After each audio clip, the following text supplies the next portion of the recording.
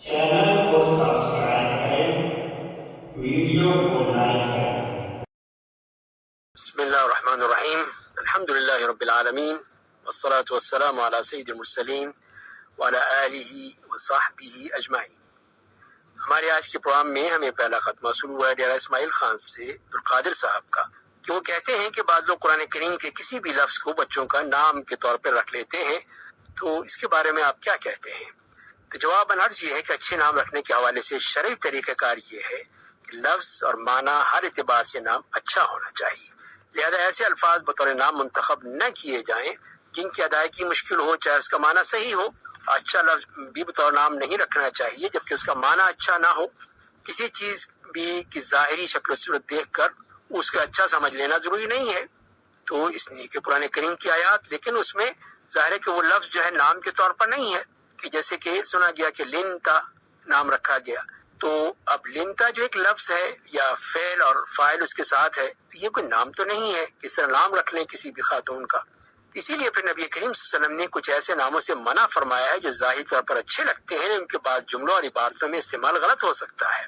जैसे कि समुरा इब्न जुंदुब रजी अल्लाह तआला से मरवी है कि रसूलुल्लाह सल्लल्लाहु अलैहि वसल्लम ने गुलाम का नाम रबाह, यसार, नजीह और अफलाह रखने से मना फरमाया। उसकी वजह क्या थी कि रसूलुल्लाह सल्लल्लाहु अलैहि वसल्लम ने मना होने की वजह से जिक्र की, फरमाया कि आप मज़कूरा नामों के वालों के गुलामों के बारे में अगर पूछें कि क्या फला है और वो ना हो तो जवाब मिलेगा कि नहीं। अब रबाह से मुराद है मुनाफा वाला, अफला से मुराद है फला पाने वाला। अगर वो वहां ना हो तो जवाब देने वाले कहा कि नहीं है। इस नफी से ये मफहूम निकलेगा कि यहाँ कोई मुनाफा वाला और कामयाबी वाला नहीं है, सब खसारे और नाकामी वाले हैं, तो ये मफहूम दुरुस्त नहीं है। ऐसी बात सुनकर दिलों में मनफी तासुरात पैदा होते हैं। अगरचे बोलने वाला इस गलत मफहूम को मुराद नहीं ले रहा। नीज हदीस मुबारका में ये भी दलालत है कि कुरान करीम में आया हुआ हर लफ्ज बतौर नाम रखना सही नहीं है, क्योंकि लफ्ज अफलाह कुरान करीम में वाज़ेह तौर पर मौजूद है, क़द अफ़लहल मुमिनून, लेकिन उसके बावजूद नबी करीम सल्लल्लाहु अलैहि वसल्लम ने अफलाह नाम रखने से मना फरमा दिया। हम रसूलुल्लाह सल्लल्लाहु अलैहि वसल्लम की सीरत, आप सल्लल्लाहु के सहाबा किराम रज़ी अल्लाह अन्हुम की तर्ज अमल, अहले इल्म की कुतुब समेत मुसलमानों की नस्ल दर नस्ल तरीके पर नजर दौड़ाएं तो हमें कहीं पे भी ऐसा अमल नजर नहीं आता। इसलिए कि नबी करीम सल्लल्लाहु अलैहि वसल्लम ने हमें अच्छे नाम मुंतखब करने की तरगीब दिलाई है कि अब्दुल्लाह, अब्दुर्रहमान नाम रखें। हमें ये नहीं कहा कि कुरान करीम में जो भी लफ्ज है वही नाम रख लो। तो कुरान करीम में कितने ही ऐसे नाम हैं जो मुसलमान अपने बच्चों के नाम नहीं रख सकते, जैसे कि फिरौन है, हामान है, कारून है, इबलीस है, तो ये नाम तो कोई नहीं रखता। ऐसे ही हमें यह अमल सहाबे किराम से भी नहीं मिलता। हालांकि सहाबे किराम कुरान करीम की ताज़ीम और कुरान करीम से मोहब्बत हमसे कहीं ज्यादा किया करते थे। फिर आगे चलकर अहले इल्म में से किसी से ये नहीं मिलता कि जो ने ऐसा अमल किया हो, न ही आम मुसलमानों ने कभी ऐसा अमल किया है।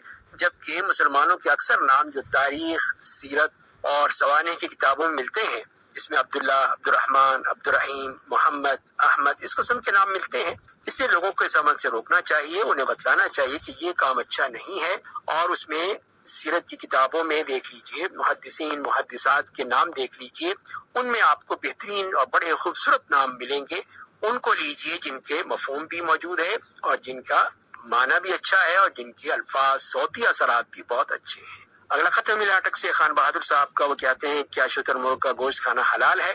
जी हाँ, आप शुतुरमुर्ग का गोश्त खा सकते हैं, क्योंकि अल्लाह ताला ने अपने बंदों को एहसान जितलाया है कि अल्लाह ताला ने उनके लिए तमाम आसमान और जमीन की चीजों की लोगों के लिए मुसख्खर फरमाई है। इसलिए जानदारों में से जिन चीजों को खाना हलाल है उनका शुमार बहुत मुश्किल है। चुनांचे सबके लिए बुनियादी उसूल ये है कि हर चीज खाना इंसान के लिए हलाल है, सिर्फ वही चीज हराम है जिससे रोका गया है। मसलन खाने के लिए हराम जानदारों को हम इस तरह शुमार कर सकते हैं कि जैसे सूर या खिंजीर है, उसके बारे में हमें किताब और सुन्नत की वाज़ेह दलाइल मौजूद हैं कि वो हराम है। दूसरी बात यह कि हर कचली वाला दरिंदा, मसलन बब्बर शेर है, चीता है, भेड़िया है, कुत्ता है, ये चीजें हराम है। तीसरी है कि पंजों को इस्तेमाल करने वाला परिंदा, मसलन उकाब है, बाज है, चील है, शाहीन है, इनसे मना फरमाया है। चौथे नंबर पर गधे का आता है, इससे भी रसूलुल्लाह सल्लल्लाहु अलैहि वसल्लम ने मना फरमाया है। पांचवें वो जानदार हैं जिसके कत्ल करने का हुक्म, जैसे सांप है, बिच्छू है, चूहा है। और छठे खबासत और गंदे वाले जानवर हैं। ये शरीयत में किसी चीज के हलाल और हराम होने के लिए उम्दगी और गंदगी मोतबर उसूल हैं। इमाम शाफी रहमतुल्लाह ने इसे हलाल और हराम के सिलसिले में सबसे बुनियादी और उमूमी उसूल करार दिया है।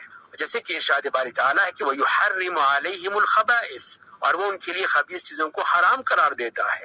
اور اسی طرح فرمایا کہ یسألونک ماذا أحل لهم قل أحل لكم الطیبات، کہ وہ آپ سے پوچھتے ہیں کہ ان کے لیے کیا حلال کیا گیا ہے، تو آپ کہہ دیجئے کہ تمہارے لیے پاکیزہ چیزیں حلال قرار دے دی گئی ہیں۔ تو اس بنا پر ہم کہہ سکتے ہیں کہ شتر مرغ کے حلال ہونے کے حوالے سے تھوڑا سا بھی شک نہیں ہے۔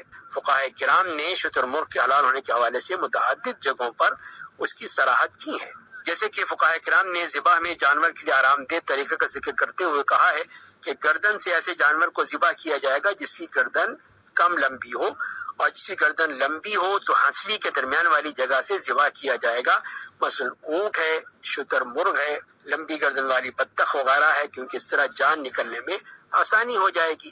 اور احرام کی حالت میں شکار کرنے پر جرمانہ ادا کرنے کے سلسلے میں امام شافعی جیسے فرماتے ہیں اگر احرام کی حالت میں شتر مرغ کا شکار کرے تو اس میں جرمانہ اونٹ کا ہوگا۔ اور شتر مرغ کے اجزاء حلال ہونے کا تذکرہ بھی فقہاء کرام نے کیا ہے، چنانچہ ابن حزم کہتے ہیں اگر کوئی قسم اٹھائے کہ وہ انڈا نہیں کھائے گا، اس کی قسم صرف تبھی ٹوٹے گی جب یہ مرغی کا انڈا کھائے گا، لہذا شتر مرغی یا دیگر کسی بھی پرندے کا انڈا کھانے سے قسم نہیں ٹوٹے گی، جبکہ مچھلی کا انڈا کھانے سے بھی قسم نہیں ٹوٹے گی۔